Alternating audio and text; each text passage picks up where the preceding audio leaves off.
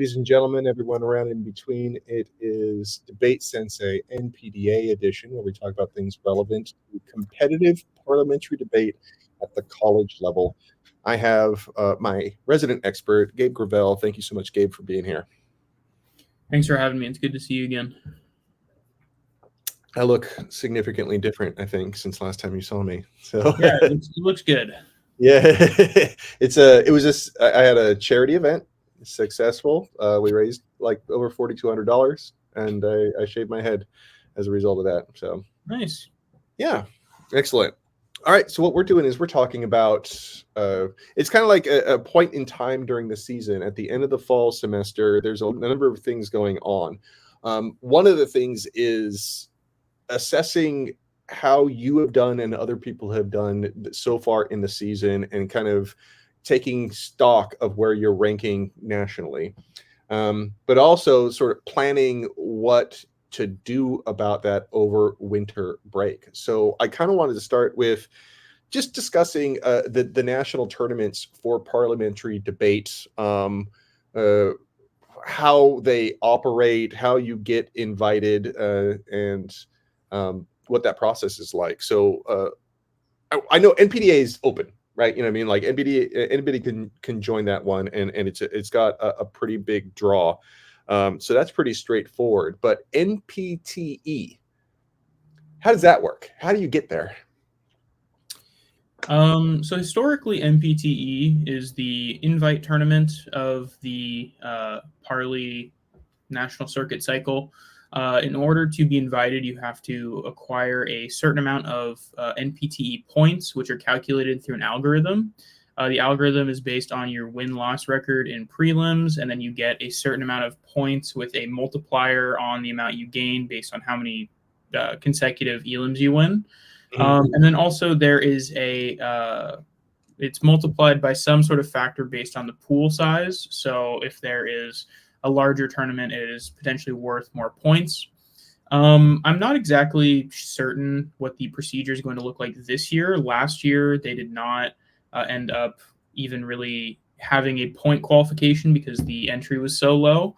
In my senior year, they had lowered the point qualification, I believe, down to 15, which was the lowest it had ever been in my experience. When I started in 2018, 2019, I believe you had to get 22 points before, or maybe it was like 20 something points before January 1st in order to get like a first round qualification. And then it was I think a lower amount of points after that date by sometime in February in order to get invited. Way before me, maybe not way before me, but before me, it was a 64-team invitational tournament, which was, great. It's pretty big. It's the only tournament that gets seeded in Prelim 1, which is really, I think it's really fun, and it'd be kind of interesting if other teams or other tournaments did it. But that means that if you were ranked number 1 in the country, you got to hit the 32nd ranked team or the 64th ranked team in your first round.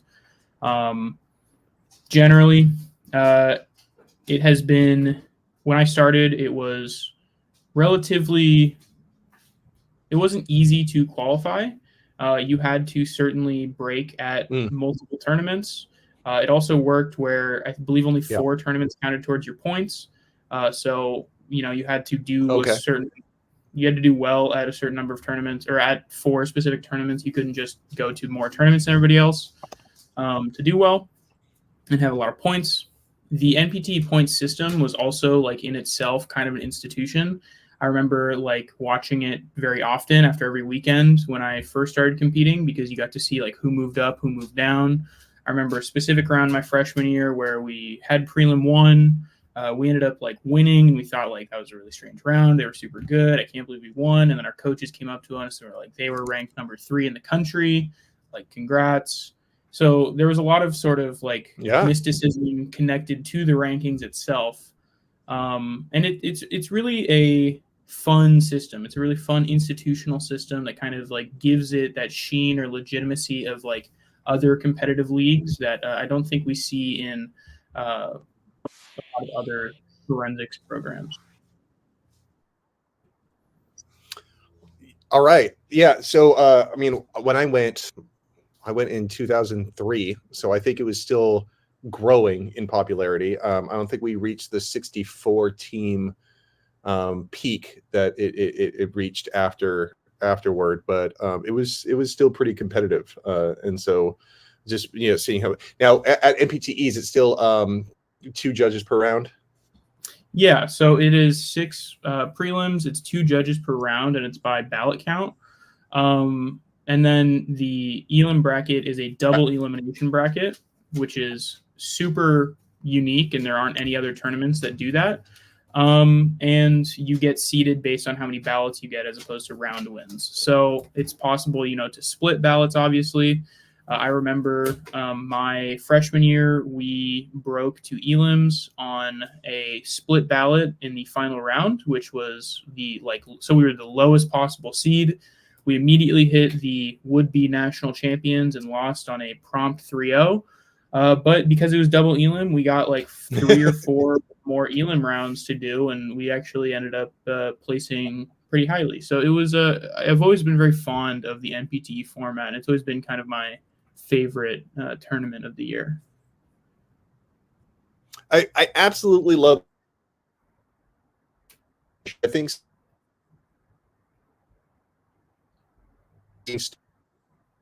can't determinately. Am I breaking up? I'm sorry. A little bit. Keep on trying here, though. The system works where the double elimination people select. Oh, are you still there? I'm hearing about 50% of what you're saying.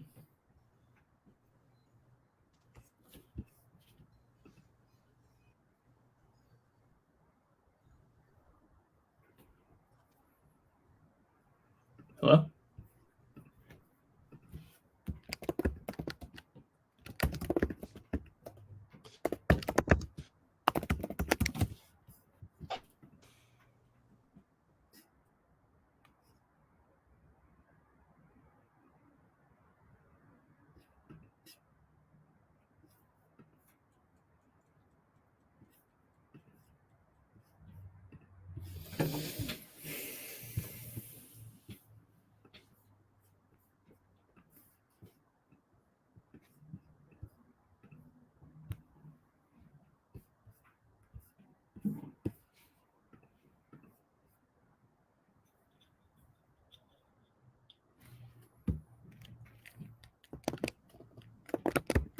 All right. Sorry about that. I could edit that part out. Okay. All right. So, like I was saying, I've always been really fond of the double elimination setup. I think it's great in an activity that has like forced sides, right? You have to be affirmative or negative. There's always a benefit to one side over the other. You know what I mean? It's like there's like presumption doesn't always necessarily favor the neg. And sometimes you just get on the wrong side of things. I think that really helps to even things out. Even though it kind of worked against me in my final year, like we knocked out the top seed in the lead up to the final round, and then they knocked us out in the final round. I don't know. They were exceptionally good debaters, and I think they deserved it. So it's good. That's I found that is most common what happens if the teams in the finals previously hit. Usually the team that gets knocked out, I think, ends up winning it. That's what happened when we won it. We got knocked down to the losers bracket, which was heartbreaking because it also means when you lose that winners final round, you have to debate 3 more times or 2 more times before you get to even hit that team again, and they get to take a couple rounds off. But yeah, I always have been very fond of the format. Another thing to mention, though, is that it is a topic area tournament, and it is also sort of becoming the only topic area tournament that we really have. In which it kind of created the drive to have other topic area tournaments because teams wanted to prepare for that style of debate. A topic area tournament in Parley is where you get the topics ahead of time, so you get to prepare cases. They still have to follow the typical Parley convention. You still have to prep them and write them down. prior to the round. You can't bring in anything you wrote down prior to prep time. And you also don't know which topic you're going to get in which round. But it does give you like a lot more leeway to sort of do research, have more in-depth arguments, have more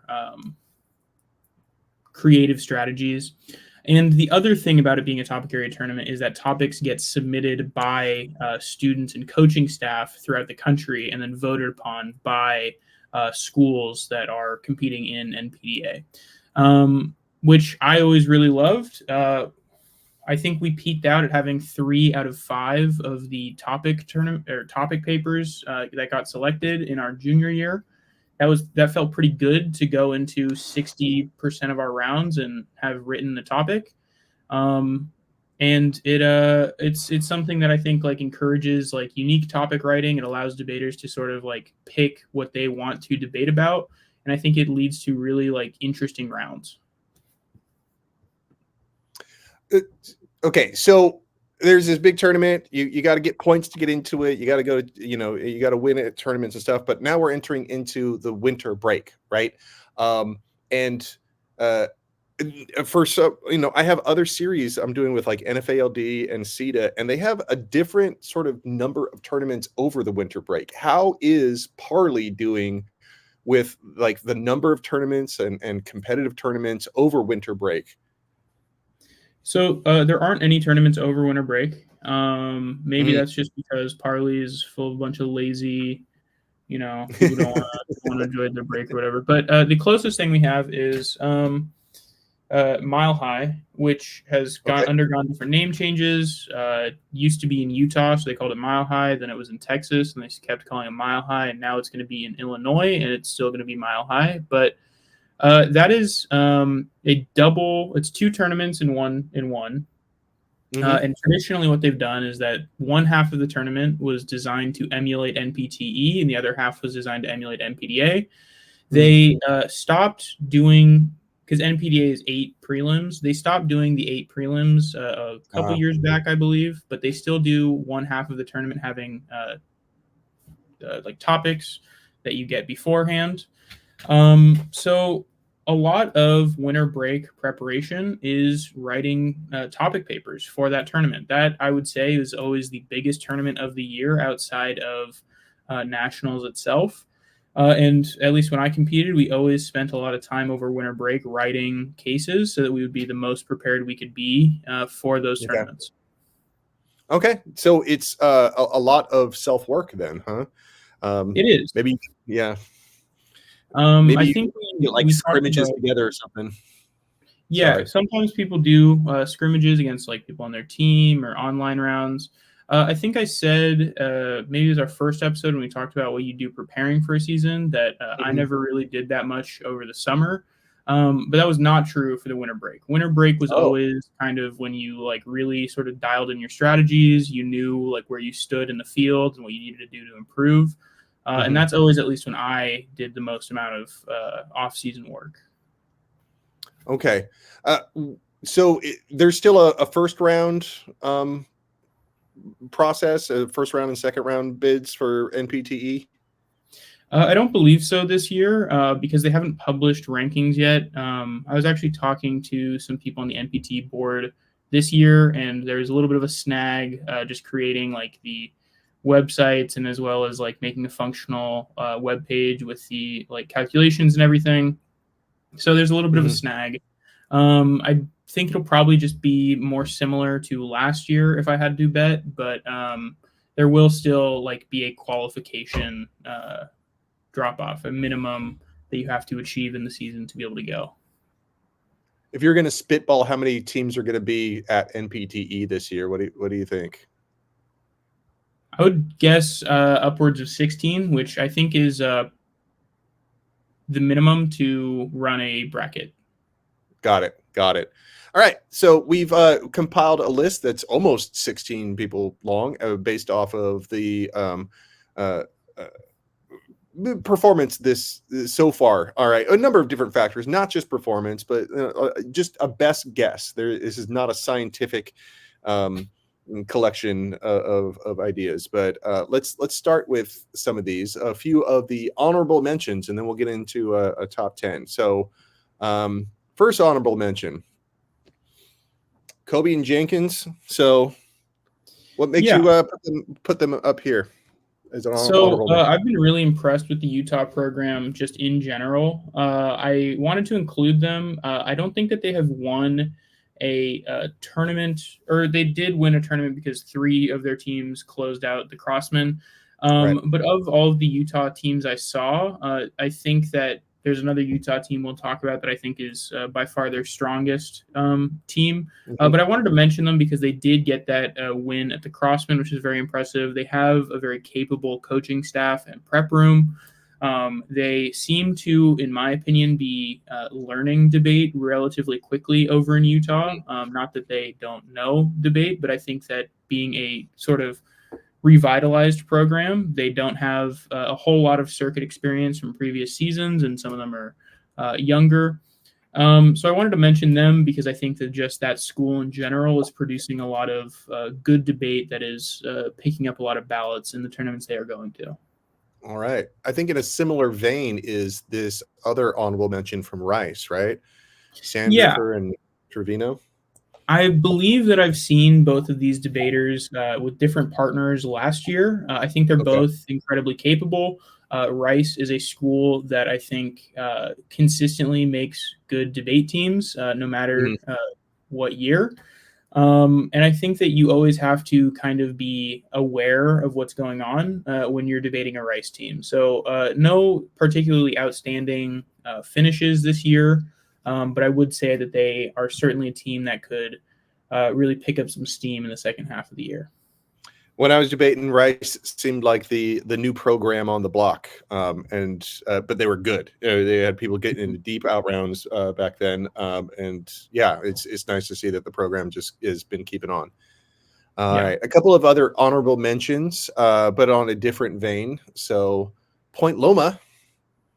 Yeah, so Point Loma is, it's sort of a local school to us. We see them a lot at a lot of tournaments, and I've watched at least Allie Gilmeister quite a bit. I think I debated her a couple times, maybe.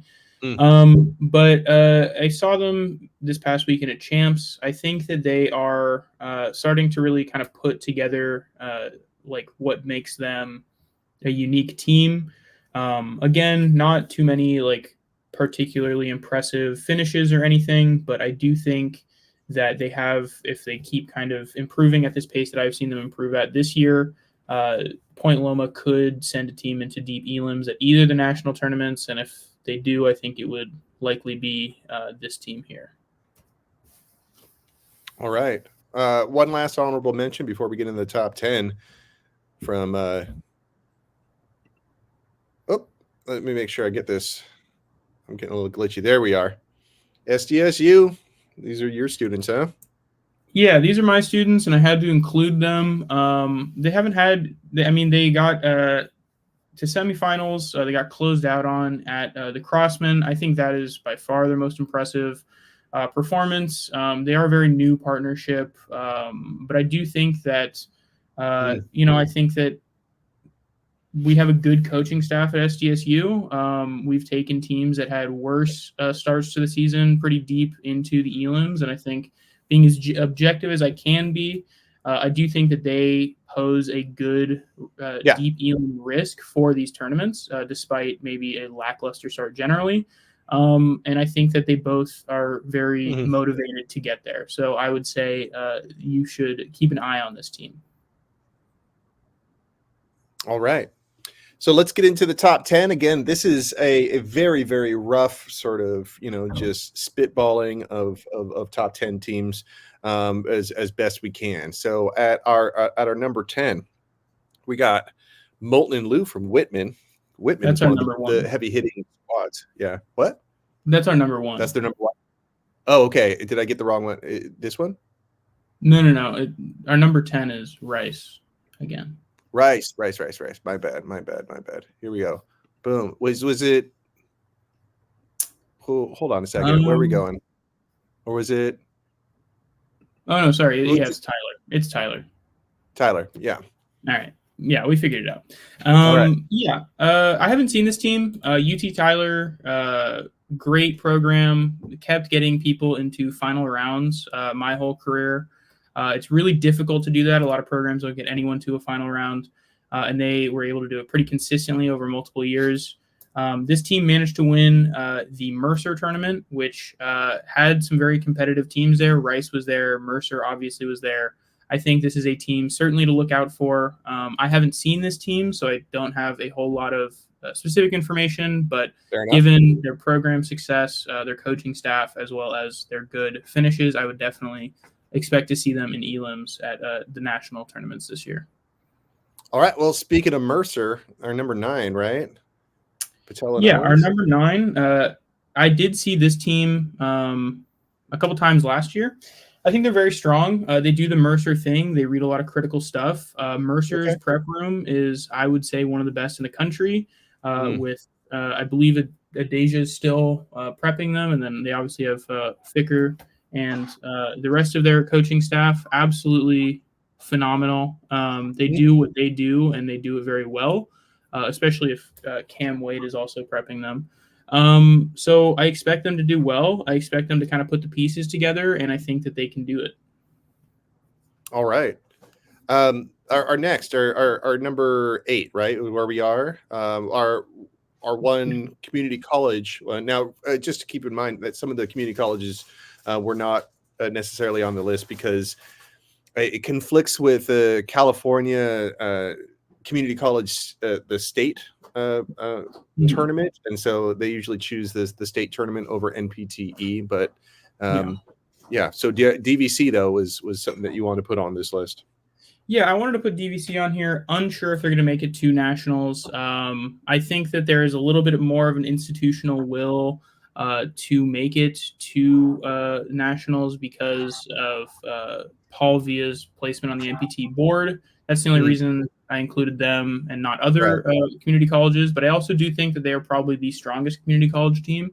They have won multiple smaller tournaments in the NorCal area. They won the University of Nevada Reno tournament, and I believe GGO as well, or Golden Gate Opener. I watched them this last weekend. They know what they're doing. Their prep is strong, and they have, I think, everything that you need to be able to beat a lot of these good four-year teams. All right. We're getting into the next one is going to be another Rice team, and just spoiler, not the last. All right. So, yeah, I would say they haven't had. I would say they haven't had the best results this year. But Maximus Renteria is a national champion in 2022. He is a very strong debater. The two of them definitely have the ability to perform at a national championship level. We've yet to see them really run away with a tournament, which is sort of why they're so low. But I do think that they both have that capability. And obviously with that strong program down in Houston, I think that certainly a team to look out for, and certainly a team that everybody's going to be thinking about when they pull them in prelims or elims at either of these national tournaments. All right. And our 6th is our first Berkeley presence here, Banjuri and Carrillo. Yeah, Arjun Holden they're a great team. They're very young as well, but they performed very strongly last year. In the sort of stunted mini NPTE that they did run, that was a round robin for some reason, they did close out with the other Berkeley team, and you don't want to ignore that. They've had a little bit of a slow start this season, but I believe it's because they just haven't attended very much. Specifically, Berkeley hasn't attended as much as some of these other programs. Berkeley historically being a program that likes to focus on some of the higher stakes tournaments and more nationally competitive tournaments, which is understandable. But they're a really strong team. I have watched them, and I have sat in their prep room. They have great prep. They have great coaches. They have everything that you need to potentially win a national title. So I would not be surprised if they really surprise all of the teams on this list. All right. That brings us into our top 5, and this will be the third Rice team that has got a notice on our list here. Third and final, but Nikki and Regia. Yeah. This is the sort of breakout team from the Paul Winters Invitational.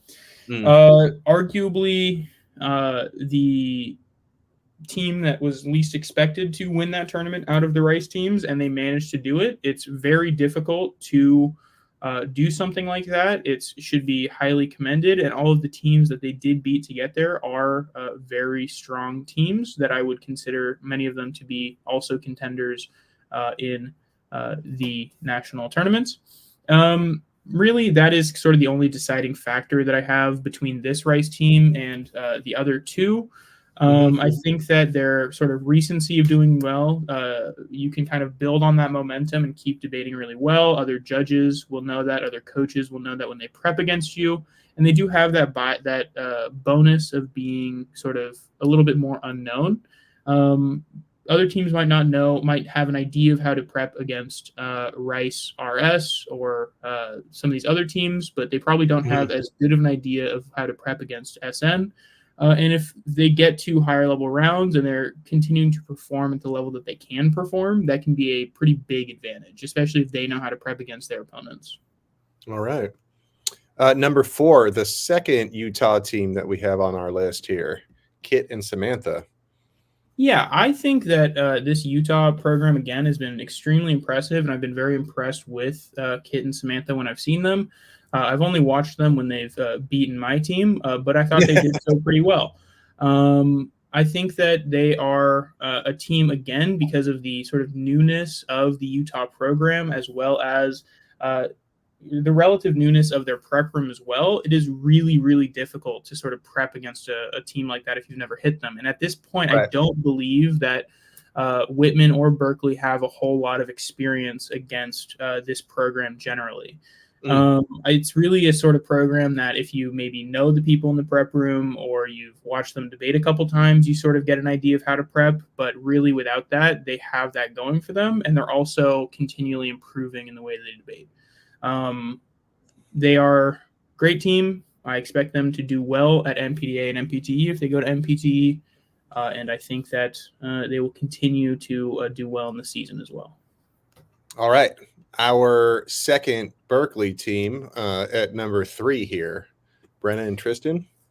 Yeah, so I think that this might be like the Vegas favorite because they did win both national championships last year. Right. And if I really had to pick in crunch time who is winning the round between this Berkeley team or either the Whitman teams at NPT or at NPDA in elims, it'd be really, really hard to not pick Berkeley. They're a really great team. Yeah. I think that they are the most well-rounded and complete team in the circuit. They don't have a whole lot of weaknesses. A lot of times when I'm coaching my students and I'm telling them certain arguments to read, why that argument might work, a lot of times I have to add the caveat, this isn't something that would work against a team like Brenna and Tristan because they know the trick, right? So this might work against anyone else on this list, but you got to remember when you get good enough at debate, you also know the same things I know. And the tricks start to work less often. I think this team and the next two, it's really a toss-up of them as sort of the number one favorite. But the reason that I have them at number 3 is specifically because of their slow start this year. Their 2 major showings were Lewis and Clark and Rice, both of which they lost to Whitman. They lost to the same Whitman team, and they kind of lost in the same fashion. Which just isn't enough to get them in this sort of preliminary rankings above them. That being said, losing to one team the same way 2 times probably means that it's not going to happen the same way in a third round. And if that third round is at NPTE, I don't know how much that's going to matter. They're probably not going to try to have the same debate, or maybe they will. Who knows?